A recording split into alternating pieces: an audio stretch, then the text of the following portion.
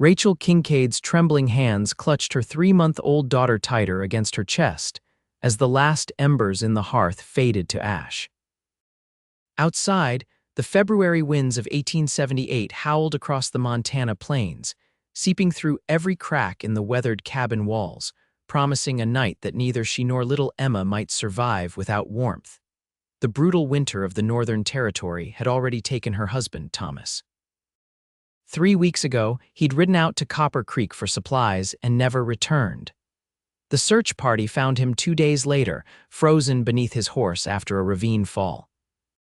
They'd buried him with sympathetic words and solemn promises to look after his widow and infant.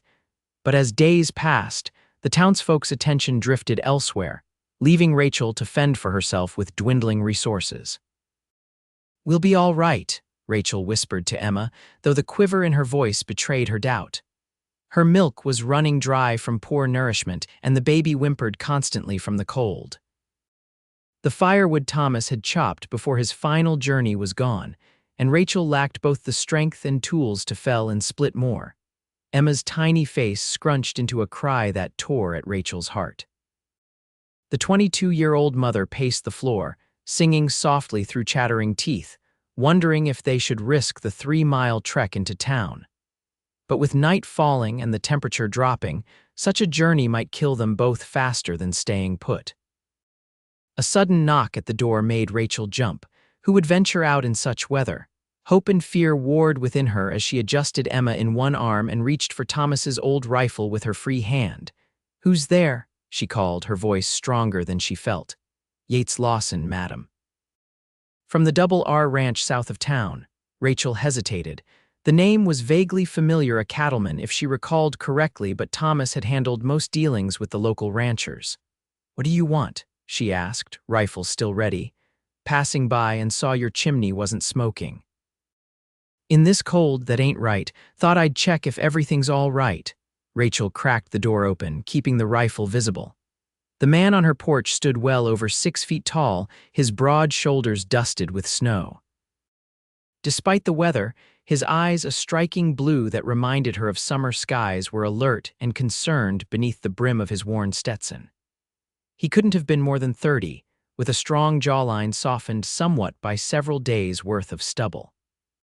He took in her situation with a quick glance: the dying fire, the bundled baby, her thin frame shivering in a threadbare dress, and removed his hat respectfully.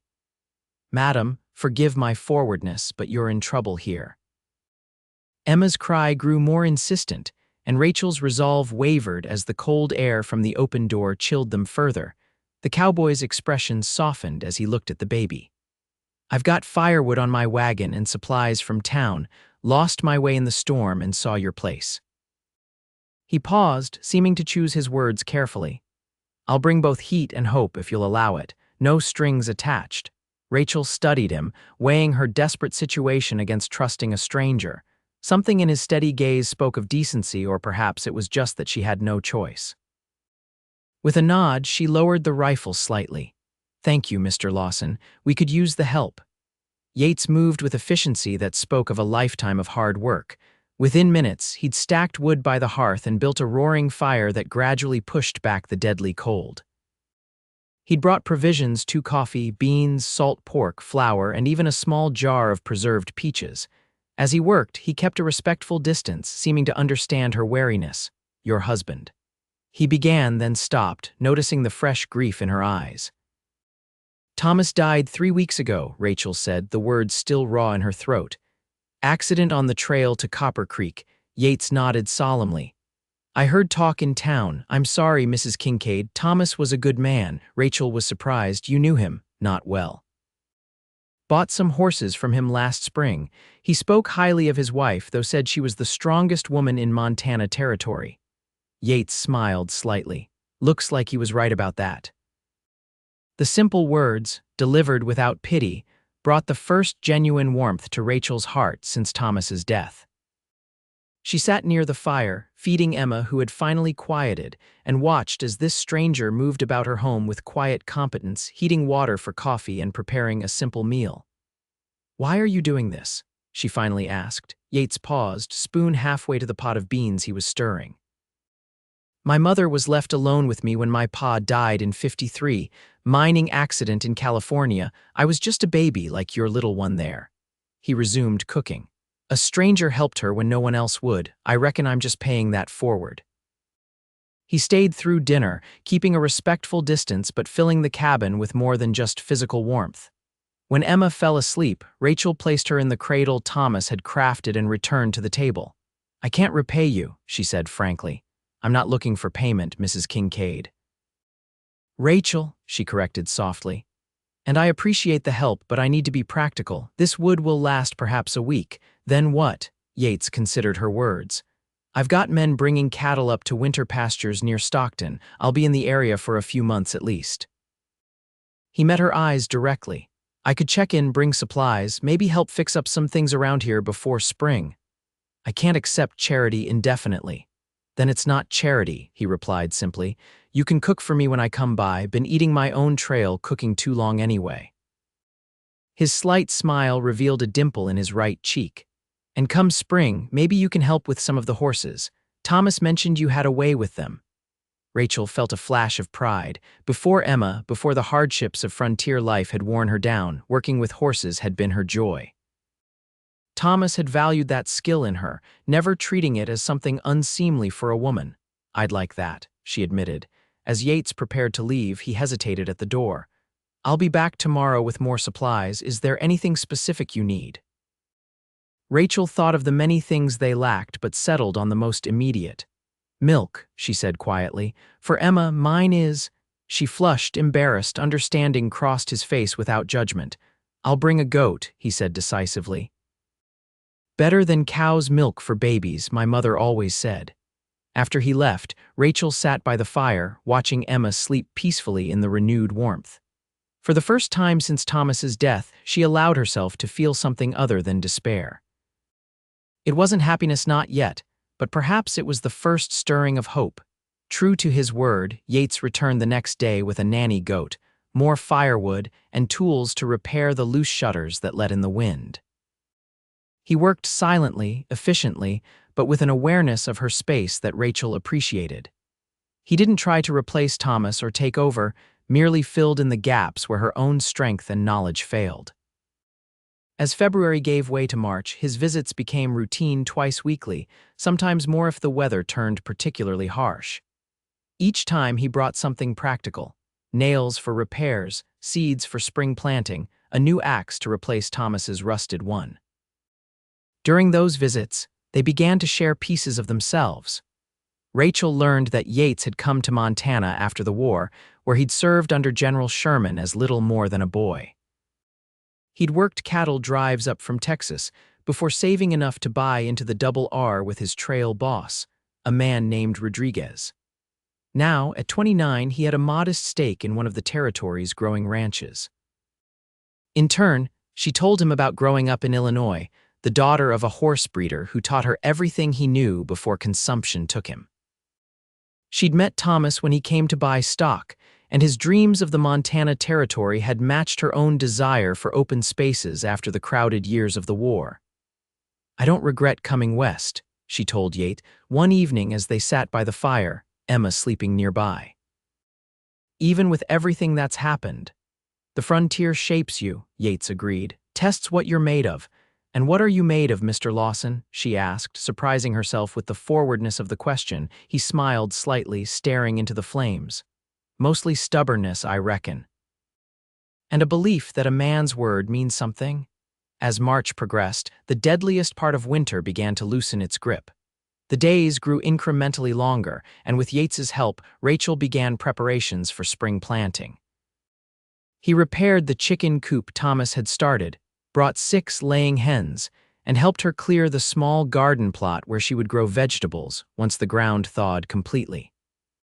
One afternoon, as they worked side by side repairing the corral fence, Rachel realized she'd gone several hours without the crushing weight of grief. The guilt hit her immediately. How could she find moments of contentment when Thomas was barely cold in his grave? Yates noticed her sudden silence. What is it? She shook her head, unable to voice the thought. He set down his hammer. Rachel, he said gently, whatever you're thinking, you can say it. I laughed today, she whispered. For the first time since Thomas died, it feels like a betrayal. Yates was quiet for a moment, his eyes thoughtful. My mother told me something after my father died. She said grief is like a winter river, it looks frozen solid from above, but underneath, life keeps flowing. And when spring comes, the ice breaks apart in its own time. He picked up a fence post, setting it firmly in the hole they'd dug. You can't control when that happens. Rachel wiped away a tear with the back of her hand. Your mother sounds wise. She was, he said, the past tense telling its own story. She'd have liked you, I think. As April arrived, bringing mud season in full force, Yates's visits continued, though his ranch responsibilities increased with the changing season. The calving was in full swing, requiring more of his attention, yet still he made time to ride the 5 miles to her homestead regularly. One stormy night, when the spring rains had turned the trails treacherous, Rachel was surprised by a knock at her door. Yates stood there, drenched and mudded, his horse equally sodden behind him. You shouldn't have come in this weather, she scolded, pulling him inside. Promised I'd bring those medicine packets for Emma's teething, he said simply, producing a small parcel from inside his coat, somehow kept dry despite his soaking. The baby had been fussy for days, her first teeth breaking through, and Rachel had mentioned it during his last visit. You rode 10 miles round trip in a downpour for teething powder, she asked incredulously. He shrugged. Gave my word. Rachel felt something shift inside her as she watched him crouch by the fire to dry off, gently asking after Emma, who was finally sleeping peacefully. This man had become something more than a helpful neighbor or a charitable stranger. In the 3 months since Thomas's death, Yates Lawson had quietly become essential to her world in ways that went beyond practical assistance. The realization frightened her. You should stay until the storm passes, she said, keeping her voice steady. It's not safe on those trails in the dark. For the first time since she'd known him, Yates looked uncertain. I don't want to impose or cause talk. There's no one to talk but the coyotes, she replied practically. And I'd rather face gossip than have your death on my conscience. He relented, though he insisted on sleeping in the small lean-to attached to the cabin rather than inside. They stayed up late that night, talking by firelight after Emma was settled. Rachel found herself sharing stories about Thomas she hadn't been able to speak aloud before, good memories that no longer cut like knives when voiced. Yates listened attentively, sometimes adding his own observations from his brief acquaintance with her husband. He was proud of this place, Yates said, gesturing to the cabin and the land beyond. Said he was building something that would last. He was, Rachel agreed, but I don't know if I can maintain it alone. You're not alone, Yates said quietly. The words hung between them, carrying more meaning than either was ready to acknowledge. The following morning, with the storm cleared, Rachel watched from her doorway as Yates prepared to leave. Something had changed between them, a boundary crossed, though nothing improper had occurred. As he mounted his horse, he turned to her with unusual hesitation. Rachel, He began, then seemed to think better of it. I'll be back in a few days. The fence on the north side still needs work. She nodded, understanding both what he said and what remained unspoken. We'll be here. As spring yielded to early summer, Rachel's small homestead began to thrive again. The garden flourished under her care, the hens provided eggs in abundance, and Emma grew stronger daily, now sitting up and babbling happily. With Yates's help, Rachel had repaired most of what winter had damaged, and even made improvements Thomas had only planned. It was becoming harder to pretend that Yates's visits were purely practical.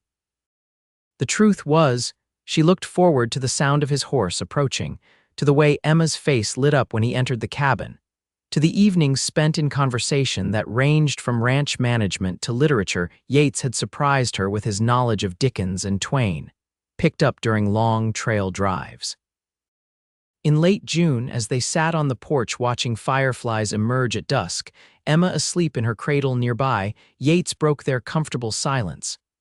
I've been offered a partnership in a new ranch venture, he said. North of here, near the Canadian border. Good land, good water rights. A chance to build something of my own. Rachel felt her heart constrict.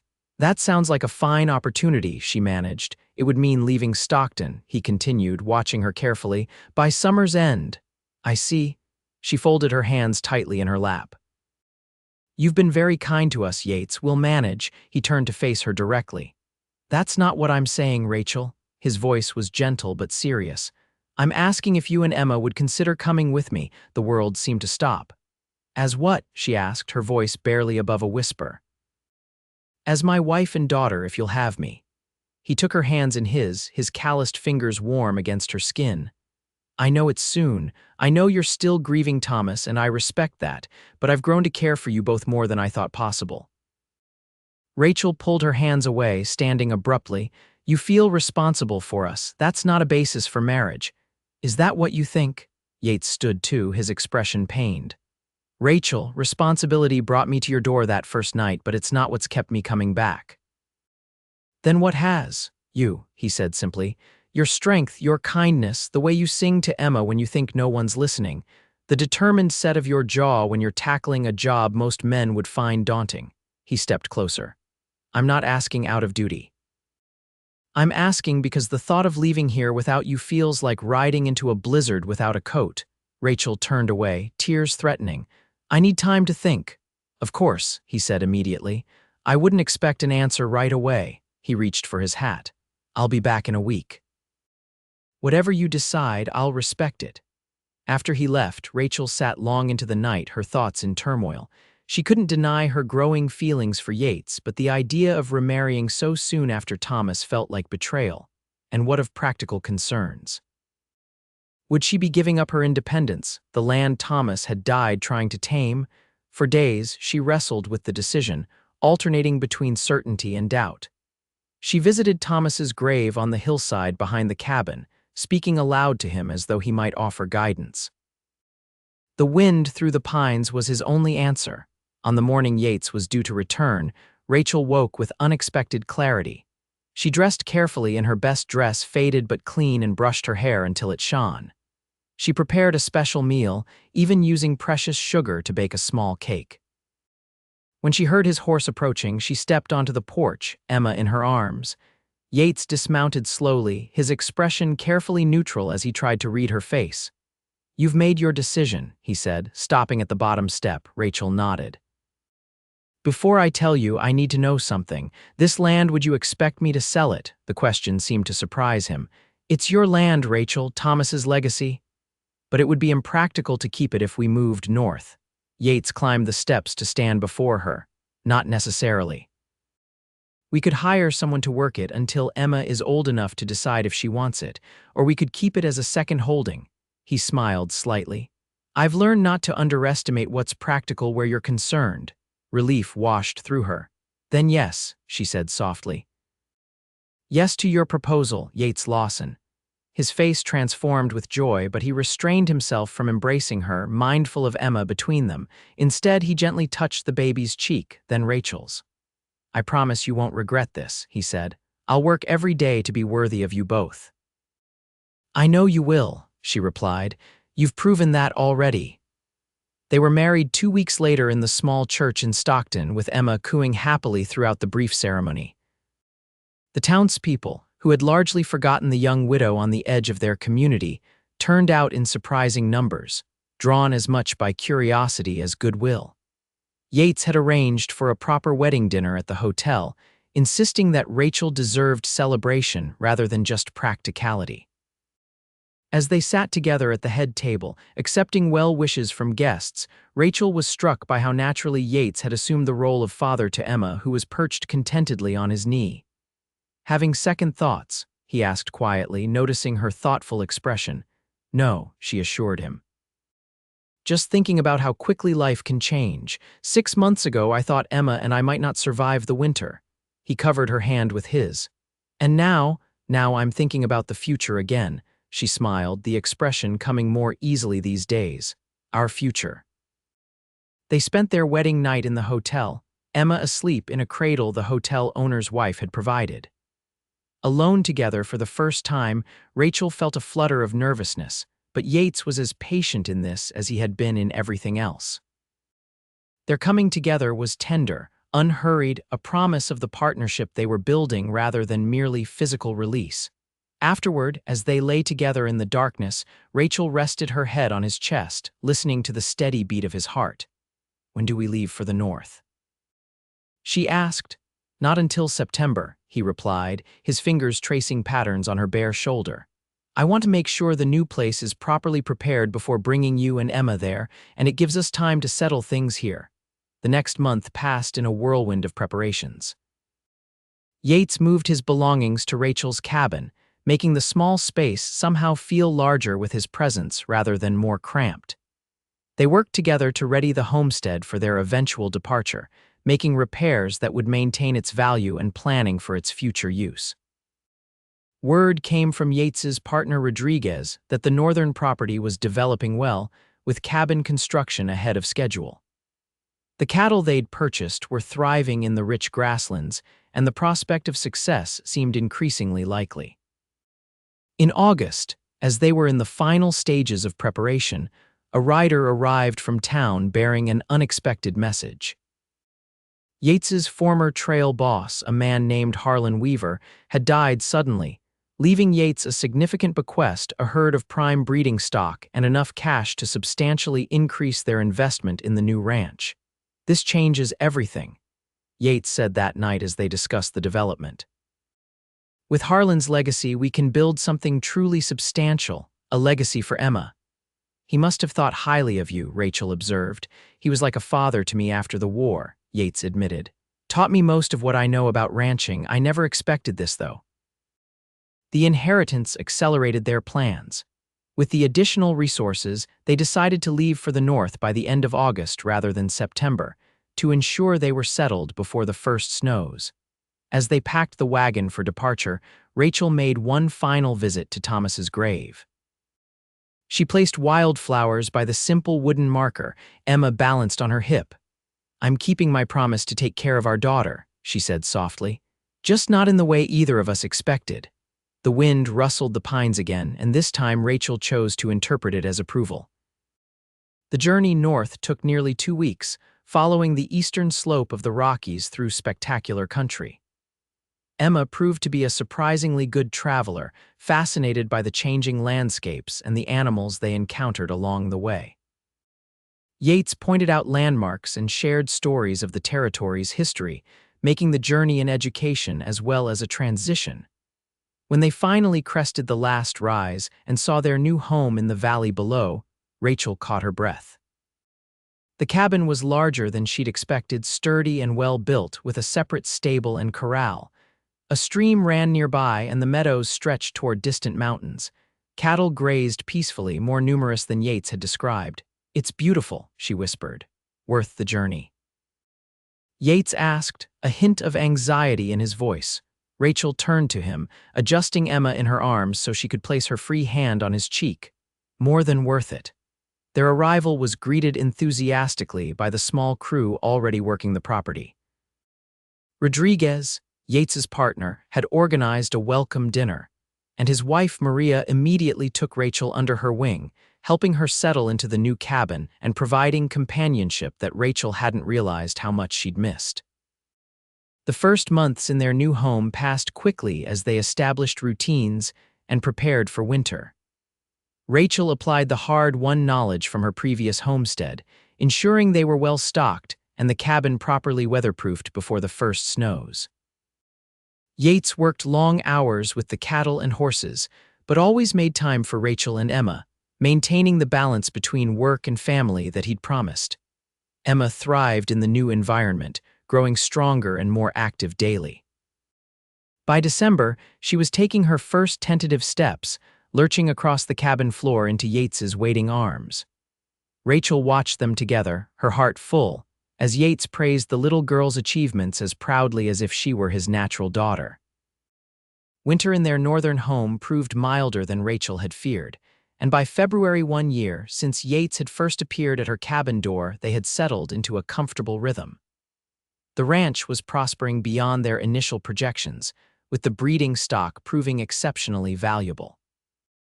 On the anniversary of their first meeting, Yates returned from his morning chores with a small package wrapped in brown paper. "What's this?" Rachel asked, wiping flour from her hands as she set aside the bread dough she'd been kneading. "Just a small token," he said, suddenly looking boyishly uncertain, "to mark the day." Inside the package was a delicate silver locket. When opened, it revealed a tiny daguerreotype of Emma on one side and on the other a lock of blonde baby hair. "Yates, it's beautiful," she breathed. "But how did you get a picture of Emma?" Rodriguez's cousin is a photographer in Helena. "I sent him a description and he created this." Yates helped her fasten the locket around her neck. "I wanted you to have something to mark how far we've come in a year." Rachel touched the locket, overwhelmed by the thoughtfulness of the gift. "I didn't realize you kept track of the date." "February 12th, he said without hesitation. "The day that changed everything for me." He paused, watching her expression. "For us." She stepped into his arms, resting her head against his chest. "Thank you for bringing heat and hope when we needed it most," she whispered. "Thank you for giving me a family when I'd stopped believing I'd ever have one," he replied, his voice rough with emotion. That spring brought new developments. Rachel discovered she was expecting their child, due in late October. The news filled Yates with a joy that bordered on reverence. He'd never expected to father children of his own, and the prospect left him alternately elated and terrified. "What if I'm not good at it?" he confessed one night as they lay together, his hand resting protectively over her still flat stomach. "Being a father to Emma is different. She was already here when I arrived." "You're wonderful with Emma," Rachel assured him. "This baby will be just as loved." "But what if I make mistakes?" she laughed softly. "Oh, you will, so will I, that's part of it." As Rachel's pregnancy progressed, Yates became increasingly protective, trying to shield her from any strain or difficulty. Rachel, accustomed to managing her own challenges, found his hovering both endearing and occasionally frustrating. "I'm pregnant, not made of china," she reminded him one afternoon when he tried to prevent her from helping with the garden. "I just want to take care of you," he said defensively. "And I appreciate that, but I need to stay useful." She softened her tone, seeing the genuine concern in his eyes. "This baby is growing strong because I'm strong, Yates. Let me stay that way." He relented, though he still found ways to lighten her workload without making it obvious. He hired a local girl, 16-year-old Jenny Hayes, to help with household chores 3 days a week, presenting it as assistance Rachel needed to manage the growing ranch operations rather than her pregnancy. Emma, now an active toddler of 18 months, seemed to sense the coming change. She became increasingly attached to Yates, following him around the homestead whenever possible and demanding up whenever he sat down. Rather than showing jealousy toward Rachel's changing body, she appeared fascinated, patting her mother's growing belly and chattering in her developing vocabulary about the baby. By late summer, the ranch had nearly doubled in size through strategic purchases of adjacent land. Yates and Rodriguez had established a reputation for quality stock, and buyers were coming from as far as Wyoming to purchase their cattle and horses. On a warm September evening, as they sat on the porch watching the sunset paint the mountains in gold and crimson, Yates took Rachel's hand. "I've been thinking," he began, "about naming the ranch. Rodriguez and I have been calling it the North Star, but it doesn't quite fit." "What were you considering instead?" Rachel asked, shifting to find a comfortable position for her heavily pregnant form. "Kincaid Lawson," he said. "To honor both our pasts and our future." Rachel felt tears spring to her eyes. Pregnancy had made her more emotional than usual. "You'd include Thomas's name." "He's part of our story," Yates said simply. "Without him, there would be no Emma. And without Emma, you and I might never have found each other." He squeezed her hand. "Besides, this ranch will be Emma's someday too. She should have her father's name on it." The baby arrived in late October, a healthy boy with a shock of dark hair and his father's blue eyes. They named him Thomas Yates Lawson, honoring both the past and present. Yates held his son with trembling hands, the awe in his expression making Rachel fall in love with him all over again.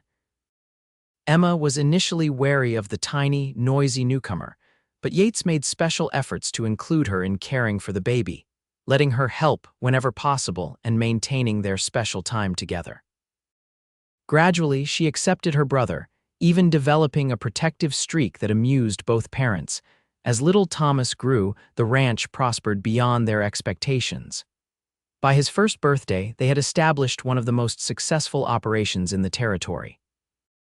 Rachel, who had worried about losing her independence through marriage, found instead that she'd gained a true partnership. Yates valued her input on ranch matters and supported her when she expressed interest in developing her own horse breeding program focusing on the sturdy, intelligent mounts needed for ranch work. In the spring of 1881, nearly 3 years after their first meeting, they received an unexpected visitor. Samuel Kincaid, Thomas's younger brother, arrived from Illinois, having only recently learned of his brother's death. Initially awkward, the visit eventually proved healing for all involved. Samuel was able to share stories of Thomas's youth that Rachel had never heard, providing Emma with precious knowledge of the father she would never remember. Before leaving, Samuel gave his blessing to the life Rachel had built with Yates. Thomas would be pleased, he told them. He always said you were too strong to be defeated by the frontier, Rachel. He was right. As the years passed, their family continued to grow. A daughter, Sarah, joined them in 1882, followed by another son, James, in 1884. Emma, growing into a capable young woman, displayed her mother's affinity for horses and her stepfather's steady determination. By 1888, 10 years after that desperate winter night when a stranger had knocked on Rachel's door promising heat and hope, the Kincaid Lawson Ranch had become one of the anchors of the community.